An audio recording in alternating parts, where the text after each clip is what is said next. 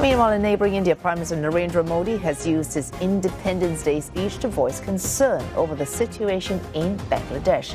He's asking Dhaka to ensure the safety of Hindus in the country after attacks on the community last week. Let's stay on that situation in Bangladesh for more. Sreeradha Datta, professor of the Jindal School of International Affairs, joins us live from New Delhi. Thank you so much for joining us, Professor Datta. Now, first, this possible request from the interim advisors of the Bangladeshi interim government possibly asking India to return ousted leader Sheikh Hasina. How likely is that to happen is one thing. How likely is India to send Ms. Hasina back is the other thing. I'm sure even if the request is done, it's not going to be a matter which will be resolved overnight.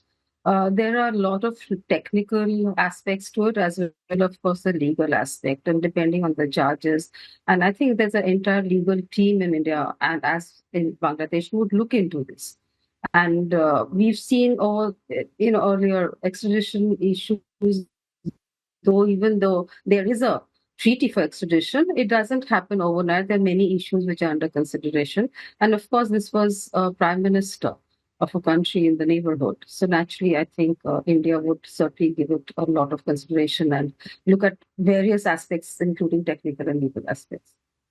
Legal aspects. So there is no formal extradition treaty as we understand it, but there is a treaty from 2016, which allows for the return of fugitive criminals.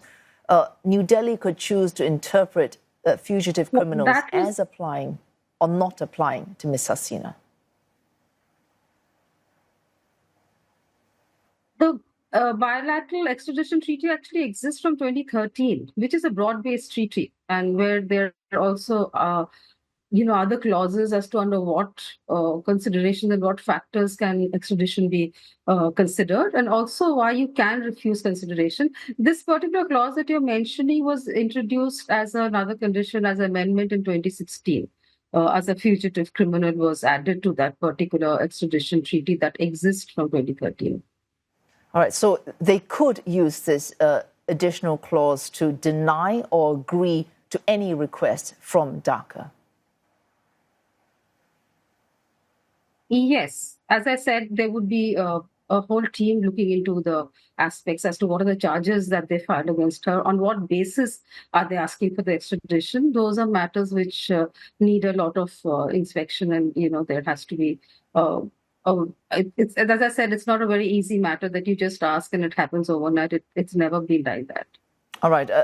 Looking beyond legal niceties, if we look at the larger picture, India has, certainly since 2009, been very supportive of the Awami League and Ms. Sheikh Hasina in Bangladesh. Now, memories can be short. Ms. Hasina may be down, but her party right now, certainly within Bangladesh, it's either the BNP or the Awami League. It could be that after several years, the Awami League rebuilds credibility with the people of Bangladesh. It could rise again from the ashes. It could compete, certainly, within at the ballot box for votes. And it did have an overwhelming victory in 2008. Would India be looking to perhaps new relations with a new Awami League after Sheikh Hasina might have faded from public memory? And therefore, its decision now might affect what happens then.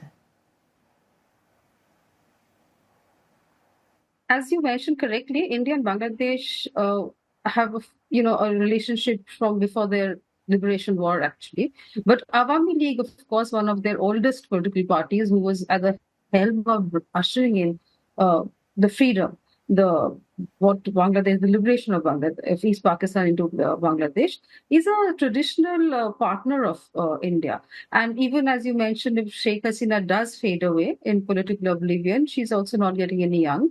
So, but India's ties with Awami League will continue. I'm absolutely convinced about that. And while at this point of time, of course, in Dhaka and Bangladesh, there's a huge amount of anger, resentment, very logically so about Awami League, given what they had done for the last decade and plus. But again, in any, we've seen that in South Asia, we see that in any political landscape, that every political party has a chance to bounce back. And while, as you say, memories fade, political memories so, but though in Bangladesh, we've seen they held on to memories often, but Awami League is a party which has a huge support base in Bangladesh.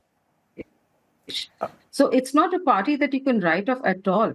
So even if Sheikh Hasina is right now not likely to be back in the main political game, although it's been said by her son that she's likely to come back into politics soon, but Awami League is here to stay. Absolutely on that. And India will continue to have strong traditional links with Awami League. Now, this demonstration that drove out Sheikh Hasina, a very big demand was not just changing the face, the figurehead of leadership in the party or the country, but to change the entire system itself. You've got an interim government constitutionally mandated to hold elections within 90 days. Nothing can change, nothing substantial can change in 90 days. Can Muhammad Yunus do enough to ensure that elections truly represent a change in that system? And if he cannot, what can he do to credibly extend his time managing the country so that when we have elections, you give people genuine choice and genuine change in the system? As for just now, actually, Bangladesh constitution does not have a mandate for either a caretaker government, which you referred to, which actually assists the election commission to hold elections within 90 days. But this particular government that we see now is being called interim, and there is no such provision in the constitution. So it is the extra constitutional entity that they have come up with, which has 17 members who's holding different cabinet portfolio. And as you mentioned very correctly, the systemic problems that Bangladesh has faced over the years, whether it's corruption, whether it's a extremely fragile financial structure, banking sector is very badly affected, economic downslide, political mess. There are many loopholes. I mean, we've known for sure that meritocracy, there's a complete downslide of that, and Awami League loyalists were given access to most positions, which is what these students have been fighting about. So Dr. Yunus clearly has a huge challenge on his hand to address some of the, first, of course, restore law and order. And again, we've seen that given the fact of the onslaught that happened post Sheikh Hasina fleeing Dhaka, was that the outlash that happened on the minorities, and there was no security apparatus there to address that. So even the police has major problems with being accepted by the local people. So there is a question of revamping the police structure, introducing certain systems in it again. There's a call for change of uniforms so that perceptibly they are changed and not the same old police who are completely looked on very, very negatively from all across Bangladesh. And restore law and order, ensure there's peace and everybody feels safe there. And then, of course, address many of the economic problems that Bangladesh is facing just now. So these two are very tall order. Firstly, of course, the security issues, and that has slowly trickled down. Things are getting better on the ground, but it's very difficult to hold a fragile system in place. And as you know, it's heightened tempers at this point of time. It's going to be a real challenge, but even to address many of the problems that Bangladesh has faced for the last 10 years or in the last few years, nothing can happen overnight. So he has a very strong team, and of course we've seen many of the big names are being changed.